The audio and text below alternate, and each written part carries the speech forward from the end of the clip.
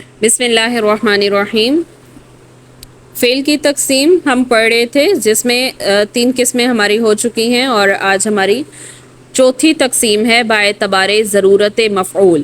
باعتبار ضرورت مفعول یعنی مفعول کی ضرورت کے اعتبار سے فعل کی 2 اقسام ہیں۔ بعض اوقات فعل تو ہوتا ہے لیکن اس میں مفعول ضروری نہیں ہوتا۔ مثال کے طور پر اردو میں اگر ہم سمجھیں وہ گیا، تو اب وہ گیا، ٹھیک ہے، ذہبہ، سمپل سی بات، ذہبہ وہ گیا، یعنی اس میں اگر ہم مفعول نہیں بھی لگاتے تو ہمیں بات سمجھ میں آ رہی ہے، اور مفعول کے بغیر بھی ہمارا کام ہو رہا ہے۔ اسی طرح دیکھیے اس کو فعل لازم 2 قسمیں ہیں۔ فعل لازم وہ فعل جس کو اپنا مطلب واضح کرنے کے لیے مفعول کی ضرورت نہ ہو، بلکہ صرف فاعل سے ہی مطلب واضح ہو جائے۔ مثال کے طور پر جالسا، وہ بیٹھا، بات ختم، بات ہمیں سمجھ میں آ گئی، مفعول کی ضرورت نہیں ہے، یعنی اپنا معنی واضح کرنے کے لیے ہمیں مفعول کی ضرورت نہیں ہے۔ جالسا وہ بیٹھا، ذہبہ وہ گیا، یہ فعل لازم ہوتا ہے، ٹھیک ہے، جس میں فعل کو اپنا مطلب واضح کرنے کے لیے مفعول کی ضرورت نہیں ہوتی۔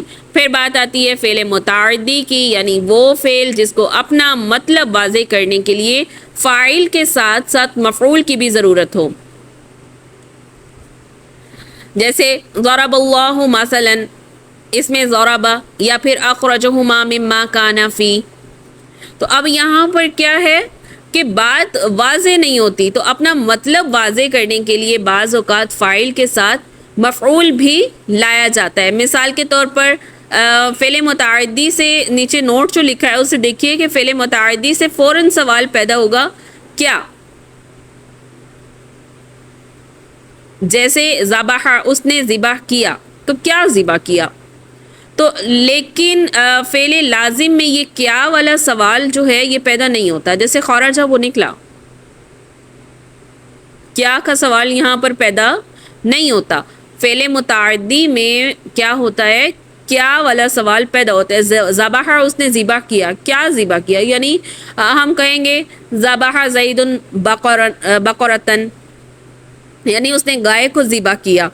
تو اب کیا ہے کہ یہاں پر کیا والا سوال جو ہے یہ فعل متعدی میں پیدا ہوتا ہے، فعل لازم میں پیدا نہیں ہوتا۔ مثال کے طور پر خرجہ وہ نکلا، تو اس لیے فعل لازم وہ فعل ہے جو حرف کامل کے ساتھ مل کر مفہوم پورا کر دے، اس کو مفعول کی ضرورت پیش نہ آئے۔ اسی طرح اکل زید، زید نے کھایا، لفظ کیا والا سوال یہاں پر پیدا ہوتا ہے، کیا کھایا،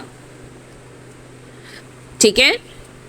اگر ہم دیکھیں جالس زید، زید بیٹھا، تو کیا بیٹھا، یہ اس میں سوال یہ پیدا نہیں ہو سکتا، یعنی کہ اردو کنسیپٹ کے لحاظ سے، اردو وکیبلری کے لحاظ سے یہ جملہ صحیح نہیں ہوگا۔ اگر ہم کہیں کہ زید بیٹھا، تو بیٹھ گیا تو بھائی بات ختم ہو گئی نا، ہمیں ایک مطلب سمجھ میں آ گیا، اس کا مفہوم سمجھ میں آ گیا کہ وہ بیٹھا، وہ تھکا ہوا تھا بیٹھ گیا، اس میں کیا والا سوال نہیں اٹھتا، ٹھیک ہے۔ جبکہ وہ عربی کے وہ جملے جس میں کیا والا سوال اٹھے گا تو وہ فعل متعدی ہوگا، اور فعل لازم وہ جس میں یہ والا سوال نہیں اٹھے گا۔ یہ ہو گئی ہماری چوتھی تقسیم۔ 5ویں تقسیم ہے باعتبار تعداد حروف۔ باعتبار تعداد حروف، جسے ہم پہلے کچھ حد تک دیکھ چکے ہیں، یعنی ماضی کے واحد مذکر غائب کے صیغے میں حروف کی تعداد کے اعتبار سے فعل کی 2 اقسام ہیں۔ یعنی کس کی بات ہوئی، ماضی کے واحد مذکر غائب کے صیغے میں حروف کی تعداد کے اعتبار سے فعل کی 2 اقسام ہیں، جیسے ثلاثی مجرد، ثلاثی مزید فی۔ ثلاثی مجرد کو دیکھیے، ثلاثی مطلب ثلاث سے ہے، جس کا مطلب ہوتا ہے 3، تو ثلاثی کا مطلب ہے 3 والا۔ مجرد کا مطلب ہوتا ہے صرف، اونلی، تو اس لیے ثلاثی مجرد کا لفظی مطلب ہی کیا ہوا، صرف 3 والا، یعنی صرف 3 الفاظ پر مشتمل۔ ثلاثی مجرد سے مراد وہ افعال ہیں، یعنی فعل کی جمع افعال، وہ افعال ہیں جن کے ماضی کے صیغے میں صرف 3 حروف ہوں۔ مثال کے طور پر ناصرہ، ضربہ، تو یہ کیا ہے، یہ ثلاثی مجرد ہے۔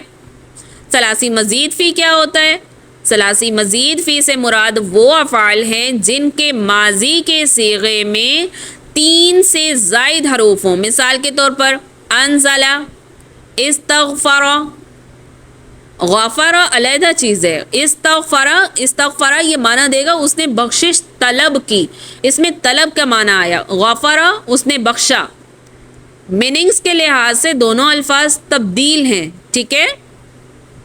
انزلہ اس نے اتارا، نازلہ کے معنی وہ اترا. ٹھیک ہے. نون زالام نازل نزول سے یعنی کہ وہ اترا، اور انزلہ اس نے اتارا. تو میننگز میں تبدیلی ہے. غفرہ اس نے بخش دیا، یا پھر استغفرہ اس نے بخشش کو طلب کیا. میننگز کے لحاظ سے الفاظ تبدیل ہو رہے ہیں.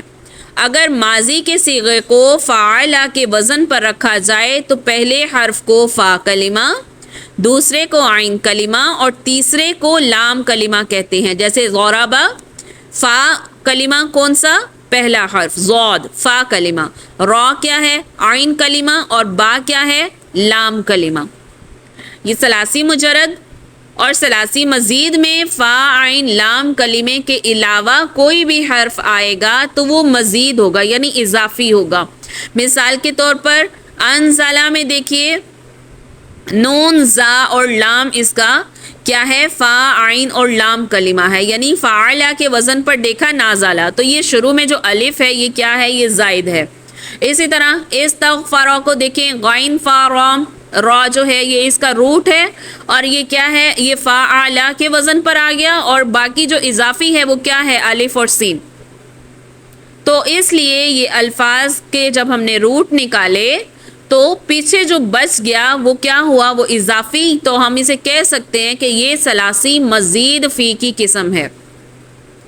پھر اس کے کچھ ابواب ہوتے ہیں، یعنی اگر ثلاثی مجرد ہے تو اس کے 6 ابواب ہیں، 6 باب ہیں، اور اگر ثلاثی مزید فی ہے تو اس کے مزید آگے باب ہیں. تو اب ہم ابواب کو دیکھیں گے. ثلاثی مجرد جیسے میں آپ کو بتاتی تھی کہ فعالہ کے وزن پر بھی آتا ہے باب، جیسے ضربہ. اسی طرح فاعلہ کے وزن پر بھی آتا ہے جیسے علیمہ. اسی طرح فاعولہ کے وزن پر بھی آتا ہے، یعنی عین کلمہ کیا ہوتا ہے؟ بدلتا رہتا ہے. ہم نے یہ پڑھا تھا. ٹھیک ہے. تو اس لحاظ سے بھی ہمارے ابواب بنیں گے. اسی طرح ثلاثی مزید فی کے بھی بنیں گے. اگر یاد ہو تو مضارع میں، مضارع کا جب ہم صیغہ بنا رہے تھے تو اس میں بھی ہم نے دیکھا ضربہ کا مضارع ہے یضربو، یعنی کہ یفعلو کے وزن پر. ٹھیک ہے. فاتحہ کا جو مضارع ہے وہ ہے یفتحو، یعنی وہاں پر کیا ہو گیا؟ یفتحو یفعلو کے وزن پر ہو گیا. پھر اگر ہم دیکھیں ناصرہ سے ینصرو، ینصرو تو اس کا جو مضارع ہے وہ یفعلو کے وزن پر ہو گیا. تو بھائی یہی چیز ہم نے باب میں دیکھنی ہے کہ کون سا باب ہے جو ہمارا ماضی اور مضارع میں کیا اعراب دے گا. تو انشاءاللہ ابھی ہم اس کو دیکھتے ہیں. ثلاثی مجرد کی 6 قسمیں ہیں، یعنی اس کو 6 ابواب کہتے ہیں. ٹھیک ہے. ثلاثی مجرد کی کل کتنی قسمیں؟ 6 قسمیں. جیسے فعلہ، اگر کسی فعل کا ماضی جو ہے وہ فعلہ کے وزن پر ہے تو اس کا مضارع یفعلو کے وزن پر آئے گا. فعلہ یفعلو، جیسے ناصرہ ینصرو. اس کے بعد دوسرا باب جو ہمارے پاس ہے وہ فعلہ یفعلو کے ساتھ ہے. فعلہ یفعلو، یعنی کہ کیا بتا رہے یہ ہمیں کہ اگر اس کا ماضی فعلہ کے وزن پر ہے جیسے ضربہ تو اس کا مضارع یفعلو کے وزن پر آئے گا جیسے یضربو. ایک باب یہ ہو گیا اس کا. تیسرا باب ہے فاعلہ، جیسے سامعہ. اگر کسی فعل کا ماضی فاعلہ کے وزن پر ہے تو اس کا مضارع یفعلو بھی آ سکتا ہے، یفعلو بھی آ سکتا ہے. تو جو یفعلو کے وزن پر ہے وہ سامعہ یسمعو. ٹھیک ہے. اسی طرح وہ فعل جس کا ماضی فعلہ کے وزن پر ہے یعنی فاتحہ، اور اس کا جو مضارع ہوگا وہ یفتحو یعنی یفعلو کے وزن پر ہوگا. ٹھیک ہے. اسی طرح اگر فعولہ، اگر ایسا فعل جس کا ماضی کا صیغہ فعولا کے وزن پر ہے جیسے کاروما، تو اس کا مضارع یفعلو ہوگا یعنی یکرمو۔ اگر آپ کو یاد ہو تو یفعلو اوپر ہم نے فعلا یفعلو بھی دیکھا ہے جیسے ناصرہ ینصرو، لیکن یہاں پر ماضی کاروما یعنی فعولا کے وزن پر ہے، وہاں پر ماضی فعلا کے وزن پر تھا۔ اسی طرح چھٹا باب یعنی اس کے اعراب اس لحاظ سے ہو سکتے ہیں فاعلہ، یعنی کہ اگر کسی فعل کا ماضی فاعلہ یعنی حاسبہ فاعلہ کے وزن پر ہے تو اس کا مضارع یفعلو پر بھی آ سکتا ہے جیسے یحسبو، جبکہ یفعلو پر ہم نے باب ضربہ کو بھی دیکھا، ضربہ یضربو، وہاں بھی یفعلو کے وزن پر ہے لیکن وہاں اس کا ماضی کیا تھا؟ فاعلہ کے وزن پر تھا۔ باب چھٹے باب میں کیا ہے؟ فاعلہ کے وزن پر ہے، فاعلہ یفعلو۔ صرف یہی الفاظ نہیں ہوتے، ان کے علاوہ اور بھی ہو سکتے ہیں، ضروری نہیں ہے کہ صرف ناصرہ ینصرو ہی فاعلہ یفعلو کے وزن پر ہوگا، بلکہ اس کے علاوہ بھی ہو سکتے ہیں۔ مثال کے طور پر میں آپ کو بھیجتی ہوں، جیسے الطلب طلب یطلب، دخل یدخل، عبد یعبد، قتل یقتل، ترک یترک، تو یہ کیا ہیں؟ یہ باب ناصرہ کے باب میں آ رہے ہیں۔ اسی طرح اگر دوسرا باب ہے جو ہم نے پڑھا ضرب یضرب والا، تو اس میں صرف ضرب یضرب والی مثال نہیں ہے، اور بھی فعل ہو سکتے ہیں جو ہمارے اس باب میں آتے ہوں، اسی حرکات کے لحاظ سے آتے ہوں، یعنی غسل یغسل، ظلم یظلم، فصل یفصل، غلب یغلب، جلس یجلس، ٹھیک ہے۔ اسی طرح تیسرا باب ہم نے پڑھا فاعلہ یعنی سامع یسمع، اب صرف یہی نہیں ہو سکتا، علم یعلم بھی ہو سکتا ہے، فاہم یفہم بھی ہو سکتا ہے، شاہدہ یشہد بھی ہو سکتا ہے، حامدہ یحمد بھی ہو سکتا ہے، شاربہ یشرب بھی ہو سکتا ہے، یعنی کہ بہت سے فعل ان باب پر آ سکتے ہیں۔ اگر چوتھا باب ہے یعنی جو فعلہ یفعلو کے وزن پر ہے جیسے فاتح یفتح، تو اس میں اور بھی فعل آ سکتے ہیں جیسے مانع یمنع، صبغ یصبغ، رہن یرہن، صلخ یصلخ۔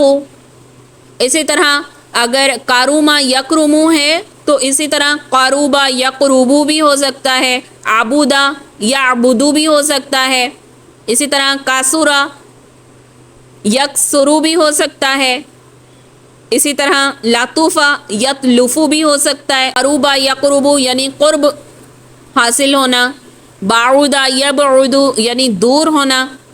تو بہت سے فعل جو ہیں ہمارے ان باب میں آ سکتے ہیں، صرف یہی خاص نہیں ہے یہاں پر جو میں نے بتائے۔ اسی طرح جب ثلاثی مزید فی کی بات آتی ہے وہ بھی اسی طریقے پر ہے، یعنی ثلاثی مزید فی پھر دو طرح کا ہوتا ہے کہ ایک ثلاثی مزید حمزہ وصلی کے ساتھ ہوتا ہے اور ایک ثلاثی مزید حمزہ وصلی کے بغیر ہوتا ہے، ٹھیک ہے۔ ثلاثی مزید حمزہ وصلی کے ساتھ اس کے 9 باب بنیں گے، یعنی افتعال، جیسے فعلہ یفعلو تھا، یہاں پر کیا بن رہا ہے؟ حمزہ وصل کے 9 باب ہیں، کون سے ہیں؟ یعنی اس کے شروع میں حمزہ وصلی لگے گا۔ حمزہ وصلی کس کو کہتے ہیں؟ جب دو الفاظ کے درمیان آتا ہے تو وہ گر جاتا ہے، سائلنٹ ہو جاتا ہے، جیسے رب العالمین، رب ایک لفظ ہے، العالمین ایک لفظ ہے، اور العالمین کو جب رب کے ساتھ جوڑا تو رب العالمین بن گیا، یعنی درمیان سے الف کیا ہو گیا؟ سائلنٹ ہو گیا۔ جو العالمین میں پڑھا جا رہا تھا ساتھ جڑنے پر وہ سائلنٹ ہو گیا۔ اسی طرح حمزہ وصلی کے ساتھ جو 9 باب ہیں وہ ہیں افتعال، اجتناب، اجتنب یجتنب۔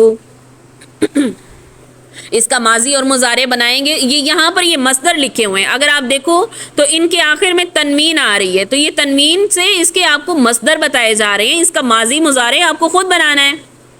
جیسے مثال کے طور پر کسی بھی کام کا نام جو کہ مصدر ہے، ہم پڑھ چکے، ٹھیک ہے۔ مثال کے طور پر میں کہتی ہوں چلنا، چل تو نہیں رہا نا، چلنا، تو یہ کام کا نام ہے. اسی طرح یہاں بھی یہ کاموں کے نام لکھ دیے ہیں, اس سے فعل ماضی اور مضارع دونوں بناتے ہیں. ٹھیک ہے.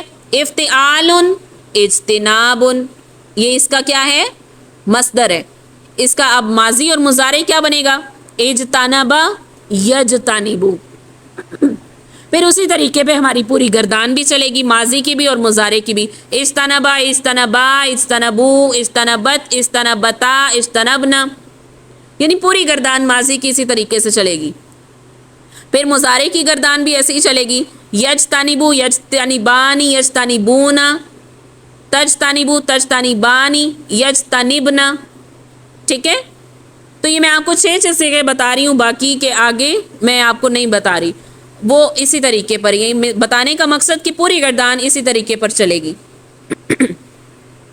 دوسرا باب ہے استفعال یعنی استنصار, یعنی استنصار. اسی طرح انفعال انفطار افعلال احمرار افعیلال ادہیمام افعیال اخشیشان.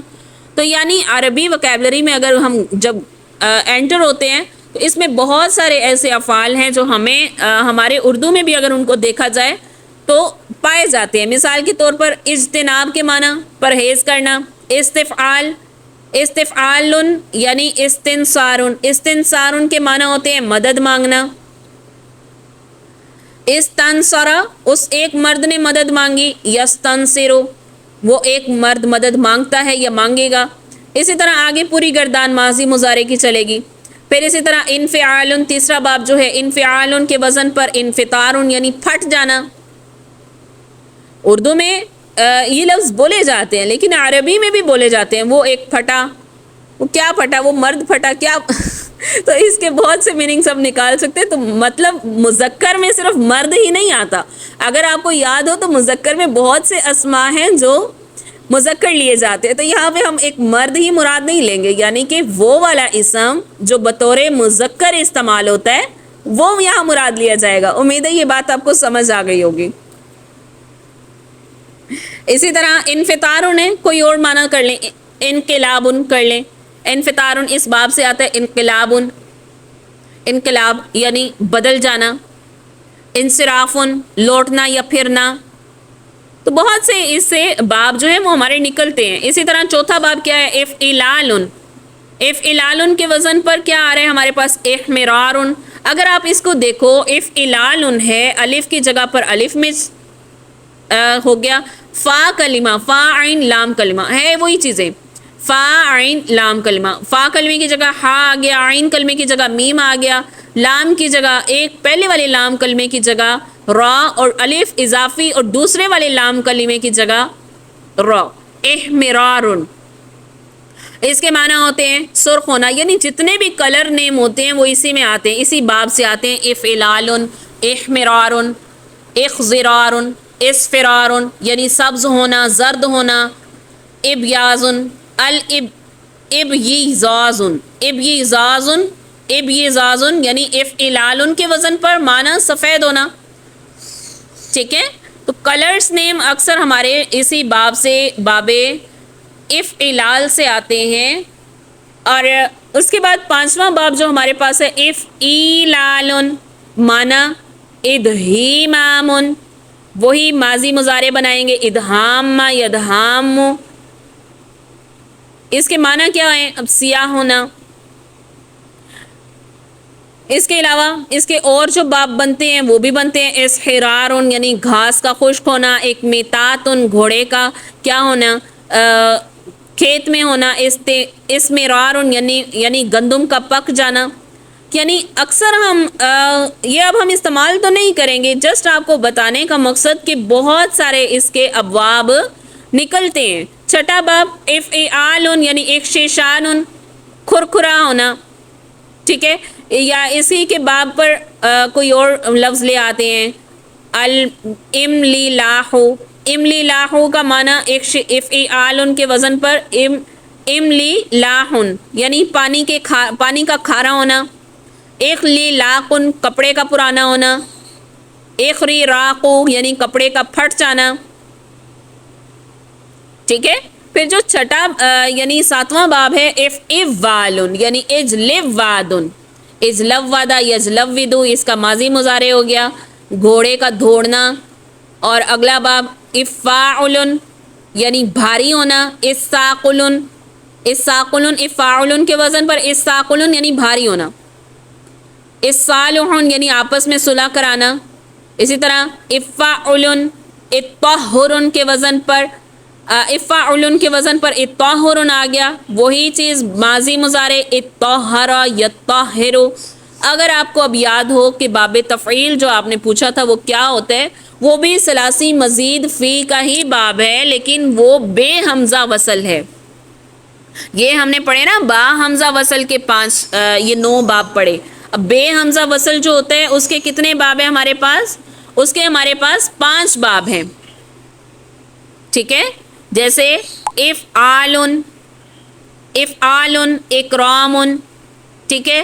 اس کے بعد تفعیلن تصریفن، تفعلن تقبلن، مفاعلتن مقاتلتن، ٹھیک ہے؟ ماضی مضارع اسی طریقے پہ بنیں گے، قاتل یقاتل اس کا ماضی مضارع، تفاعل تقابل۔ تو یہاں پر صرف مصادر آپ کو بتائے گئے ہیں، تو بتانے کا مقصد کہ فعل ہمارے پاس مختلف ابواب سے آتا ہے۔ اگر یہاں اب آپ دیکھیں تو آپ نے پوچھا تھا کہ تفعیل کیا ہوتا ہے، تو یہ ثلاثی مزید فی کا ہی باب ہے، جس پر ہمارے پاس تصریف یہ فعل آ جاتا ہے، یا پھر ہمارے پاس آ جاتا ہے تقدیم، تعظیم، تمکین، تعجیل جلدی کرنا۔ تو یعنی ایک فعل کے بہت سارے ہمارے پاس کیا ہیں؟ اوزان ہیں۔ یاد رکھنے کی صرف یہی 2 چیزیں ہیں، کیونکہ ہم فعل کی تقسیم کر رہے تھے تو 3 تقسیمیں ہماری ہو چکی تھی، چوتھی اور 5ویں ہم نے آج کی ہیں، ٹھیک ہے؟ اور یہ جو میں نے آپ کے ساتھ ابواب شیئر کیے ہیں، یہ بتانا مقصود ہے کہ ثلاثی مجرد اور مزید فی کے بہت سے ابواب جو ہیں وہ آتے ہیں، اور ہمارے پاس جتنے فعل آئیں گے وہ انہی وزنوں پر آئیں گے، ٹھیک ہے؟ ان کے علاوہ اور بھی ہوتے ہیں، رباعی مجرد بھی ہوتے ہیں، جیسے یہ ثلاثی کا مطلب ہے 3، رباعی کے مطلب ہوتے ہیں 4۔ تو اتنا ڈیپتھ میں نہیں جانا چاہ رہی، آپ کنفیوز ہو جاؤ گے، پریشان ہو جاؤ گے۔ صرف اتنا یاد رکھیے کہ ہمارے پاس ثلاثی مجرد پر بہت سارے ابواب آتے ہیں، اور مزید فی میں اس سے کم آتے ہیں۔ پھر رباعی میں اگر ہم جاتے ہیں یعنی 4 الفاظ پر مشتمل، یعنی 4 جس کے ماضی کے صیغے میں 4 کلمات ہوں، ٹھیک ہے؟ وہ بھی ہوتے ہیں، پھر اس میں بھی مزید بھی ہوتے ہیں۔ تو آگے یہ بہت ڈیٹیل میں ہمارے پاس عربی گرامر آتی ہے۔ پہلی چیز جو میں نے آپ کے سامنے رکھی، بہت سے افعال لکھے گئے ہیں، اس کا معنی آپ کے سامنے لکھا گیا ہے، آپ نے اس میں بتانا ہے ثلاثی مجرد کون سا ہے، مزید فی کون سا ہے، اور پھر سوال نمبر 2 اس میں ہے صیغے حل کرنا۔ ایک اور چیز ثلاثی مجرد کے متعلق کہ جب آپ ثلاثی مجرد کا باب پہچانو گے تو جو شد والا حرف ہے، یعنی سخرا ہو گیا، سبحا ہو گیا، شد والا حرف کی وجہ سے یہ اب 3 پر مشتمل نہیں رہا، اس کا ماضی کا صیغہ یہ 3 پر مشتمل نہیں رہا، فا عین لام پر مشتمل نہیں رہا، شد کی وجہ سے اب وہ 4 پر مشتمل ہے۔ سبحا یعنی با 2 ٹائم ہے، سخرا یعنی خا 2 ٹائم ہے، تو آپ اسے ثلاثی مجرد میں نہیں لکھ سکتے، آپ نے دیکھنا ہے کہ اب یہ کس میں آئے گا۔ اور نیچے جو دوسرا سوال ہے صیغے حل کریں، تو صیغے سے مراد یہ ہوتا ہے کہ یہ کون سا فعل ہے، واحد مذکر غائب، واحد مونث غائب، واحد مذکر حاضر، مونث حاضر، جمع حاضر، کیا ہے یہ آپ نے صیغے میں بتانا ہے، اور پھر آگے آپ نے یہ پہچان کرنی ہے کہ کیا یہ ثلاثی مجرد ہے یا مزید فی ہے۔ تو یہ 2 کام آپ کے انشاءاللہ ہیں، کل کی کلاس سے پہلے اس کو آپ نے کرنا ہے انشاءاللہ۔ اگر ٹائم چاہیے درمیان میں 1 دن کا تو وہ لے لیجئے، کیونکہ ہمارا جو کورس ہے وہ ڈیزائن ہوا تھا ویکنڈ کلاسز کے لحاظ سے، تو اس وجہ سے ویکنڈ کلاسز پر ہمارے جو بن رہے تھے وہ بن رہے تھے 3 منتھس بن رہے تھے، تو ہماری کلاسز جو ہیں ہفتے میں 4 دن کے لحاظ سے ہوئی ہیں، تو اب وہ 3 منتھس آپ کے کمپلیٹ نہیں ہو رہے، ہو سکتا ہے کہ آپ کے 2 ماہ کے اندر کمپلیٹ ہو جائے کورس، ٹھیک ہے؟